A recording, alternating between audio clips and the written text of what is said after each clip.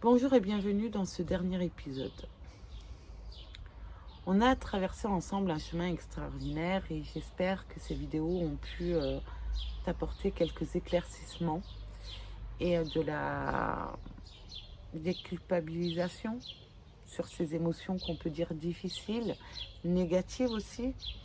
Donc on a pu voir les émotions difficiles, justement, les doutes, les angoisses, les blocages, les obstacles et la zone de confort. Aujourd'hui, on arrive à quelque chose d'essentiel. Et comprendre que le travail sur soi, ce n'est pas une destination. C'est un chemin pour toute la vie. Et c'est peut-être la plus belle chose que tu puisses faire pour toi. C'est quoi réellement le travail sur soi? Donc le travail sur soi, ce n'est pas devenir parfaite. C'est pas le but. Ce n'est pas effacer ses défauts, pas du tout, ni se transformer en quelqu'un d'autre. C'est apprendre à se connaître véritablement et profondément. Apprendre à connaître ses forces, ses fragilités, ses schémas, ses besoins et ses valeurs. C'est comprendre pourquoi on réagit comme on réagit. Pourquoi on attire ce qu'on attire. Et pourquoi on répète ce qu'on répète. Et avec cette compréhension, ça aide à faire des choix plus conscients. Des choix qui te ressemblent, qui te font du bien et qui te construisent. Alors, pourquoi c'est un chemin de vie, le travail sur soi? Le travail sur soi ne se termine pas. Parce qu'on ne cesse jamais d'évoluer, tels les Pokémon. De changer et de traverser de nouvelles épreuves. Ce qui était guéri peut se rouvrir. Ce qui était résolu peut se complexifier. Et c'est normal, ce n'est pas un échec, c'est la vie. Le travail sur soi, c'est comme entretenir un jardin. On ne le fait pas une fois pour toutes. On y revient, on le nourrit, on l'affine, on enlève ce qui n'est plus utile et on plante de nouvelles graines.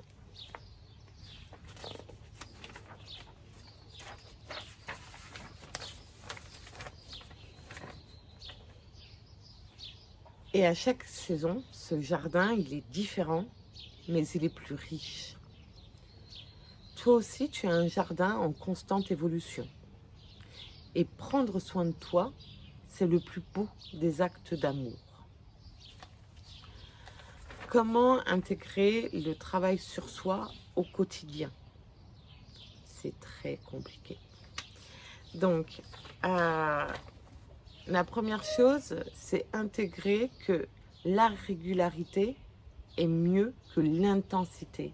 Le travail sur soi, sur la longueur, la profondeur, s'ancrera mieux que si c'est trop intense et trop rapide. 5 minutes de réflexion chaque jour valent mieux qu'un week-end de développement personnel une fois par an. La deuxième chose, l'écriture. Tenir un journal. Écrire ce que tu ressens, ce que tu traverses, ce que tu apprends. L'écriture, c'est une façon de se comprendre soi-même. La troisième chose, s'entourer. Il faut t'entourer de personnes qui grandissent, de lectures inspirantes, d'un accompagnement si nécessaire. On grandit plus vite entouré que seul. Quatrième chose, célèbre tes progrès. Pas seulement les grandes transformations, les petites victoires sont nécessaires aussi. J'ai dit non. J'ai posé une limite. J'ai traversé cette émotion sans la fuir. Ces petites victoires, elles grandissent, elles construisent. Pourquoi j'ai bégayé? Ces petites victoires, elles construisent la grande transformation.